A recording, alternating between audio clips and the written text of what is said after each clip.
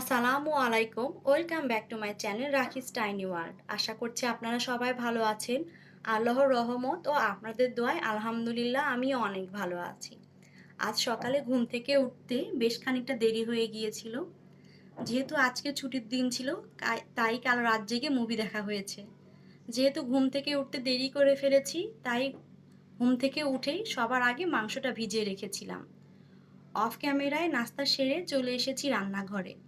গরুর মাংসের সাথে পরিমাণ মতো পেঁয়াজ, আদা রসুন বাটা, রাঁধুনি বিরিয়ানি মশলা, মরিচ গুঁড়ো, লবণ ও পরিমাণ মতো তেল দিয়ে সব কিছুকে ভালো করে মাখিয়ে নিয়েছি।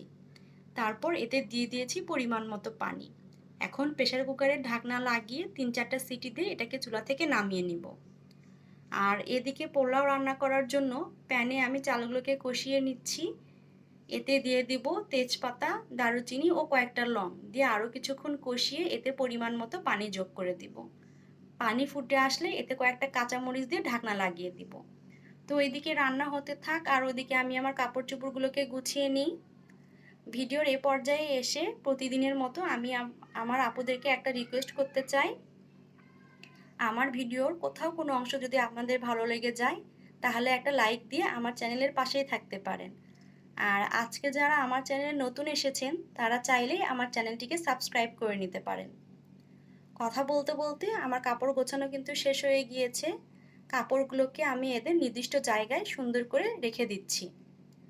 তারপর এদিকে আমার চালগুলো ফুটে গিয়েছিল, মাংস দিয়ে এটাকে ভালো করে মিক্স করে ঢাকনা লাগিয়ে আরও কিছুক্ষণ রেখে দিব। তারপর চুলা থেকে নামিয়ে এটাকে আমি ডাইনিং টেবিলে নিয়ে চলে এসেছি। দেখেন পোলাও সুন্দর একটা কালার হয়েছে আর মাশাআল্লাহ খেতেও অনেক সুস্বাদু ও ঝরঝরে হয়েছিল। তো এই পোলাওটাকে ডাইনিং টেবিলে রেখে এসে আমি পুরো ঘরটাকে ঝাড়ু দিয়ে নিচ্ছিলাম। যেহেতু আজকে রান্না বান্না, ঘুম থেকে ওঠা সব কিছু মিলে অনেক দেরি হয়ে গিয়েছে, তাই আর আজকে ঘরটা মুছবো না। ঘর মুছতে গেলে আরও বেশি দেরি হয়ে যাবে, যেহেতু আজকে শুক্রবার দিন নামাজের একটা ব্যাপার থাকে।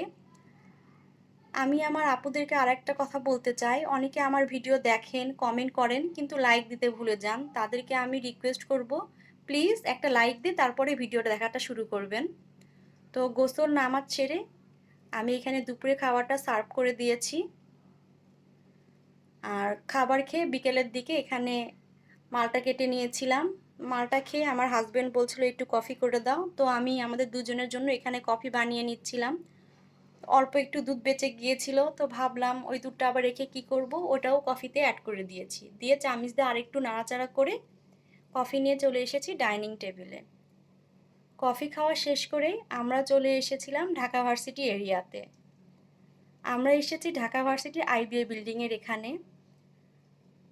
এই এলাকাটা কিন্তু পুরো একটা ফুটবল মাঠের মতো ছিল। তো সেই এলাকাটা অনেক সুন্দর করে ডেকোরেশন করেছে, পানির ফোয়ারা করেছে, আর এই জায়গাটায় সুন্দর করে ডেকোরেশন করে বসার জায়গা করে দিয়েছে। আর চারিদিকে অনেক লাইটিং করাতে আরও বেশি সুন্দর লাগছিল। তো আজকে এই সুন্দর দৃশ্য দেখতে দেখতে আপনাদের কাছ থেকে বিদায় নিচ্ছি। দেখা হবে নেক্সট ভিডিওতে। আল্লাহ হাফেজ।